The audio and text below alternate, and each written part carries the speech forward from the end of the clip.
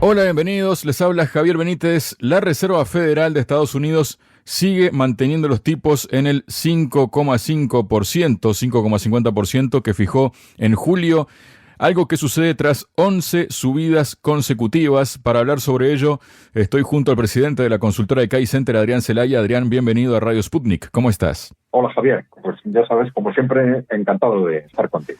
Muchísimas gracias, Adrián. El gusto es nuestro. Bueno, la cuestión es que la Reserva Federal ha decidido mantener los tipos de interés en el 5,25, 5,50 que fijó en julio pasado, como decíamos, y que ya mantuvo en su anterior reunión de septiembre. En cualquier caso, es el nivel más alto en 22 años. Algo de lo que hemos estado hablando también en este tiempo, Adrián, tras acumular 11 subidas consecutivas desde principios de 2022, si la Fed mantiene sus previsiones, la anunciada última suba de tipos en 2023 se produciría en la próxima reunión de diciembre. ¿Comentarios al respecto de esto, Adrián? Sí, bueno, vamos a ver, esto no es del todo sorprendente que justo en este momento se produzca, bueno, pues esta reflexión o esta parada temporal por parte de la Reserva Federal, teniendo en cuenta que, bueno, por primera vez en estos meses estamos con tipos de interés positivos en la Reserva Federal. Y esto es tipo de interés reales positivos, a pesar de que constantemente se ha estado hablando de la subida de esos tipos, esa subida se mantenía por debajo de la inflación, hasta que con una reducción progresiva de la inflación y una subida progresiva de los tipos de interés, pues ahora nos situamos, bueno, con un tipos del 5,25, 5,50% e inflación del 3,7%, bueno, pues aproximadamente en un tipos positivos exclusivamente en un 1,5%, tipos reales del 1,5%, pero tipos reales, ¿no? Y aunque sean tipos reales muy reducidos, pues ya estamos en un contexto peligroso para Estados Unidos y para Occidente en general, porque el hecho simplemente de que existan tipos reales positivos con una economía tan endeudada, y aquí estamos hablando ya no solo del gobierno, sino gobierno, empresas y particulares, pues ya se convierte en un escenario peligroso, un escenario que puede empezar a hacer contraer la economía. Claro, el Banco Central, la Reserva Federal, no está muy segura de hasta qué punto se puede producir este impacto, pero bueno, es lógico que sean prudentes, ¿no? Que sean prudentes pues ante una economía con respecto a la cual no se sabe muy bien cómo va a responder dentro de este espacio de los tipos de interés. Dicen que tienen también una alta preocupación con la inflación subyacente, que es un poco más alta que la inflación nominal, están en 4,1%. Bueno, vamos a ver esto cómo evoluciona, pero bueno, sí es importante recordar una vez más que frente a lo que nos dicen constantemente los medios de comunicación, pues las políticas han sido realmente muy moderadas. Las políticas monetarias frente al estallido de la inflación, los tipos de interés de la Reserva Federal han evolucionado de forma sistemática hasta hace muy poco por debajo de la inflación, es decir, con tipos reales negativos, y el otro instrumento de la Reserva Federal, que es la gestión del balance,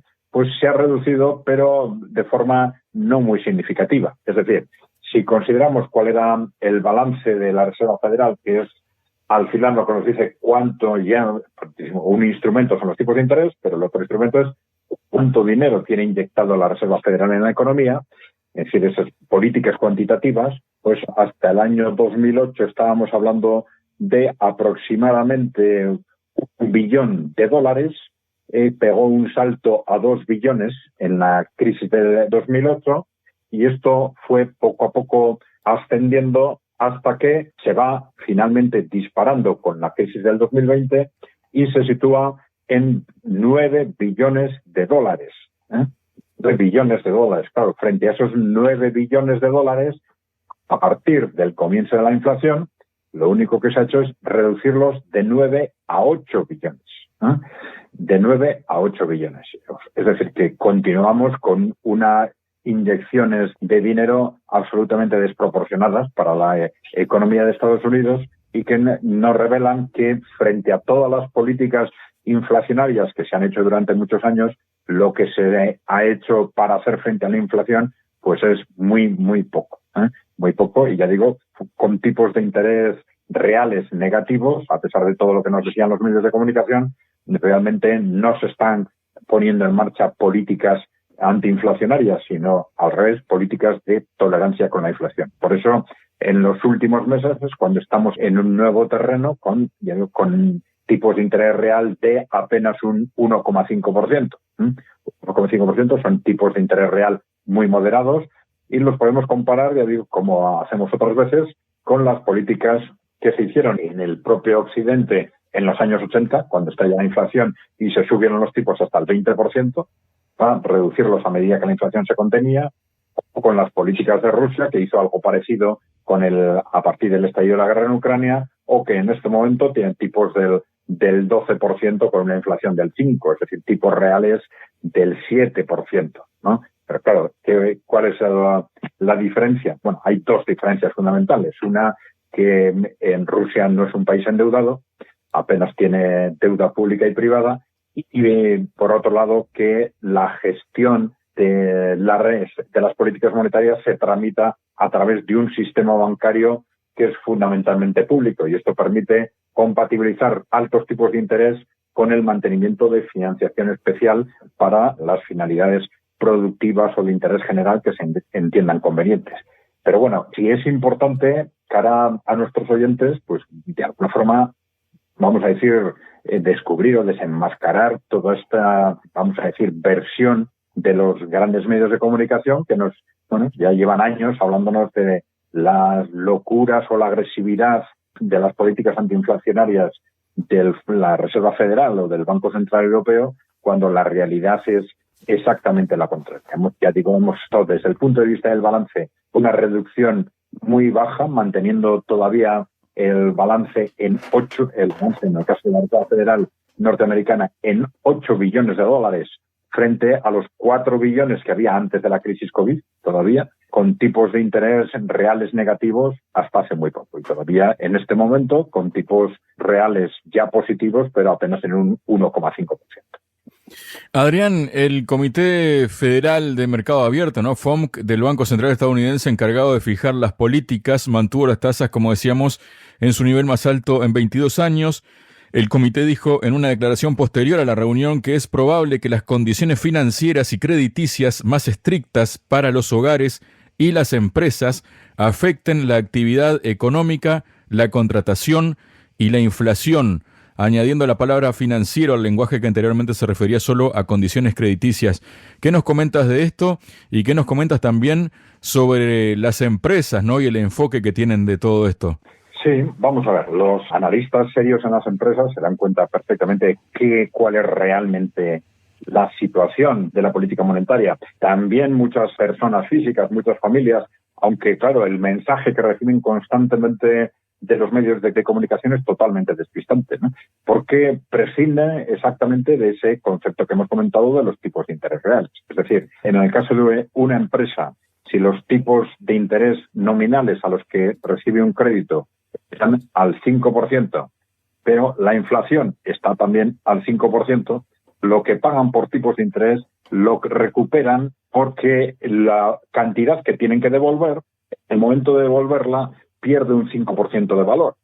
Lo cual, por eso decimos que los tipos de interés reales son el tipo de interés nominal menos la inflación. Es decir, en este caso, en la práctica, la inflación le estaría pagando el tipo de interés. Y esto es lo que tienen que tener en cuenta, por supuesto, las empresas y los particulares. Claro, esto hay que aplicarlo evidentemente al caso concreto, porque no es lo mismo la persona pues que contrata un tipo fijo, mientras que la inflación es variable, o contrata un préstamo a largo plazo, conociendo cuál es la inflación ahora, pero no sabe cuál será la inflación del futuro, etcétera, ¿no? Todas esas variables hay que tener en cuenta, ¿no? Pero en su conjunto, la realidad es que si los tipos están al 5%, con una inflación al 5%, la inflación les está pagando esos tipos de interés, ¿no? Lo que está ocurriendo es que los tipos, claro, depende ese 5%, evidentemente, de la Reserva Federal, luego se puede transformar, depende si hablamos, por ejemplo, de un préstamo con garantía hipotecaria, pues igual en un 7, o en otro caso, pues igual en un 9 o un 10, ¿eh? Pero siempre del coste real de los créditos hay que descontar la inflación para saber cuál es realmente lo que a las empresas les cuesta, ¿no? El problema cuál es, pues que las empresas y las familias en Occidente, en Estados Unidos en concreto, pues están acostumbradas durante muchos años a tener tipos de interés bajísimos, ¿no? Es decir, nuestras economías se han estado manteniendo artificialmente a través de inyecciones monetarias constantes. Y esto, bueno, pues hace que las empresas no estén acostumbradas a gestionar entornos y se empiecen a preocupar inmediatamente en cuanto los tipos de interés se empiezan a volver positivos, por muy bajos que sean. Y en la práctica esto puede crear problemas para familias que, como consecuencia de esas políticas excesivamente expansivas, pues se hayan endeudado demasiado, o a empresas que efectivamente, pues empresas de estas que se llaman zombies, que en realidad se están manteniendo artificialmente en base a esas políticas monetarias expansivas. Entonces, bueno, pues esto también nos está dando un marco con respecto a la prudencia que temen mantener las empresas para no dejarse arrastrar excesivamente por esas políticas monetarias expansivas que pueden estallar en cualquier momento, y desde el punto de vista de las familias también algo parecido, que deben ser prudentes para no endeudarse excesivamente y darse cuenta de que cuando muchas veces los bancos les ofrecen determinados créditos, los están ofreciendo porque en conjunto se entiende que es bueno para la economía que la gente se endeude, y a lo mejor no es lo que a ellos les interesa desde una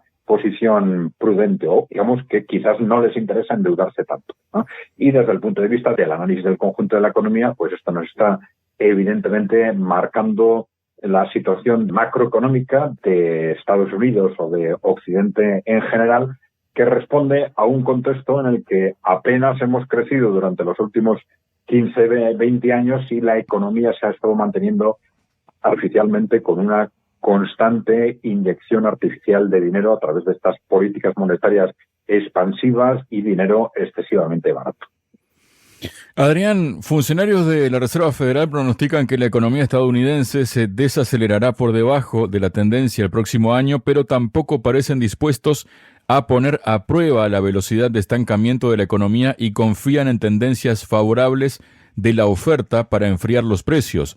La nueva estrategia en sí misma, según la agencia Bloomberg, es arriesgada en el contexto de una economía que acaba de cobrar impulso para registrar un crecimiento real anualizado del 4,9% el último trimestre. En términos nominales, la expansión fue de alrededor del 9% más rápida que la de China. Lo que dijo Robert Brusca, quien es presidente de Fact and Opinion Economics, fue que el riesgo de inflación ha aumentado, tenemos una fuerza laboral más militante, tenemos un mercado laboral ajustado, tenemos grandes déficits, tenemos precios del petróleo en aumento. Calificó un aterrizaje suave, es decir, donde la inflación se desacelera sin mucho dolor económico, un evento improbable y no se debería apostar tanto por ello. ¿Qué significa todo esto, Adrián? Bueno, vamos a ver. Es muy posible que estemos en un contexto, en cierta forma, excepcional, ¿no? Por un lado, como consecuencia de las medidas que se adoptaron durante la pandemia, ha habido una situación de exceso de ahorro que facilita el que la economía no responda de forma natural a las situaciones difíciles, porque ese exceso de ahorro pues permite a las familias seguir consumiendo independientemente de cómo evolucionen sus ingresos, ¿no? Es decir, ese exceso de ahorro que se acumuló durante la pandemia se ha ido consumiendo, el consumo se ha mantenido muy activo en Estados Unidos, y en el momento en que ese exceso de consumo que ya se está reduciendo termine, pues nos podemos encontrar ante un bajón significativo del consumo y por lo tanto de la evolución del PIB en Estados Unidos. Hay otros factores quizás temporales, uno de ellos muy importante es Europa.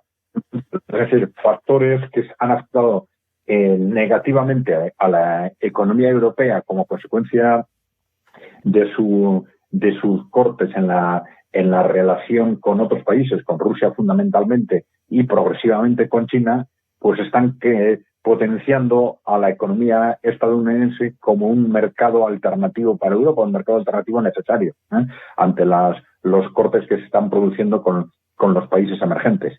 Lo que no sabemos es cuánto va a durar, porque claro, va a depender muy claramente de la evolución del contexto geopolítico. Entonces puede estar sujeto a cambios que generen que esta situación de alto crecimiento de la economía norteamericana pues tenga un carácter temporal y que, por ejemplo, medidas como estas de los tipos de interés que empiezan a tener un carácter real positivo, que como hemos comentado antes, pues empiecen a impactar de tal forma que se produzca una conjunción de los distintos factores, que es los tipos de interés ahora reales que empiezan a impactar negativamente en la economía y esa finalización del consumo de ahorro acumulado durante la pandemia COVID.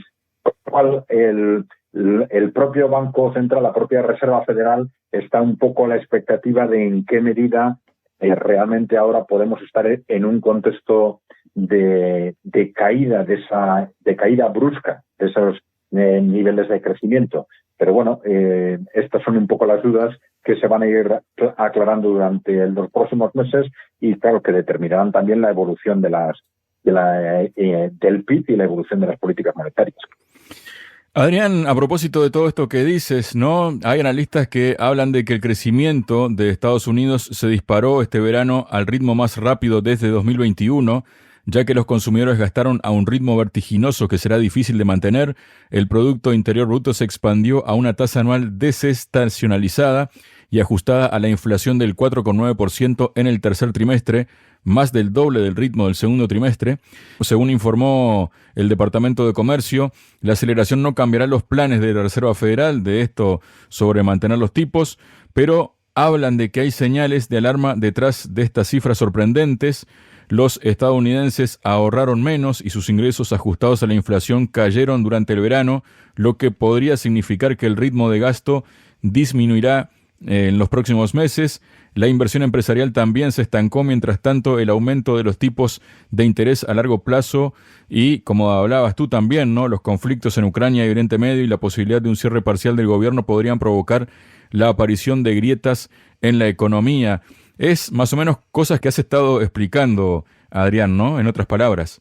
Sí, es un factor que no he comentado y que si has puesto ahora sobre la mesa, añadido y que es muy importante, es el de la inversión. Hay que tener en cuenta que en situaciones normales son las alteraciones en los ritmos de la inversión los que preceden de forma inmediata a las crisis. El consumo en situaciones normales suele tener una cierta estabilidad, una importante estabilidad, y suele ser precisamente la inversión lo que está sujeto a mayores variaciones.